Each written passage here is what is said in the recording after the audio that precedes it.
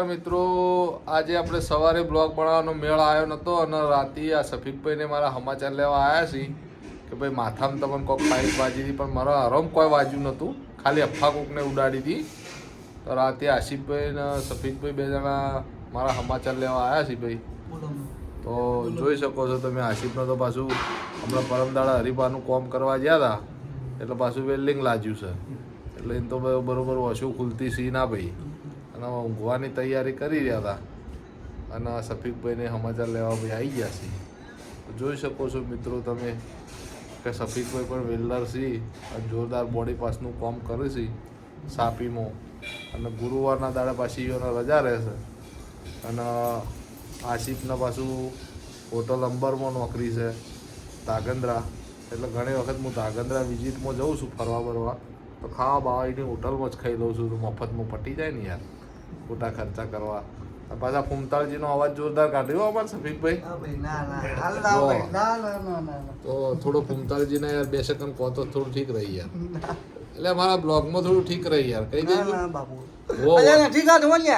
એટલે થોડો ગાઢો કે યાર વગી હાલ તો ગળું બેસી ગયું ભાઈ, ગળું બેસી ગયું છે એનું.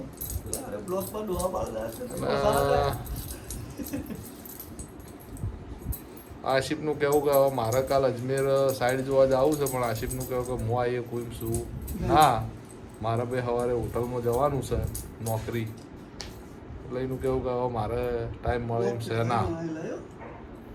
તો આપણે તો નક્કી કર્યું છે શનિ રવિના અજમેર જવાની ગણતરી છે, તો જોઈએ છે હવે શું થાય છે. માણસો થઈ તો જ જવાય ને યાર, કે સોલ્જરીમાં જવાનું ઠીક રહે, આમ એકલા જઈએ તો ખર્ચો વધી જાય, એટલે કીધું સોલ્જરીમાં જ જઈએ ને. અમારા જૈનુલભાઈ મસ્તીખોર જોરદાર મસ્તી કરી છે, થોડી મસ્તી કરીએ ચામ. અમારા જૈનુલભાઈ એક નંબરના મસ્તીખોર છે ભાઈ, અને જોરદાર મસ્તી કરી છે યાર, અને નેહાળમાં રાડ પડાવરાવી છે, અને ચોય જપતા છે ના નેહાળમાં બેહાળમાં, પાછા ખૂબ મસ્તીનો કારીગર છે હો ભાઈ. તમે જોઈ શકો છો આ જૈનુલભાઈ, જેના નામની ચેનલ છે એ જૈનુલભાઈ મસ્તીનું ઘર છે, જોરદાર મસ્તી કરી ભાઈ.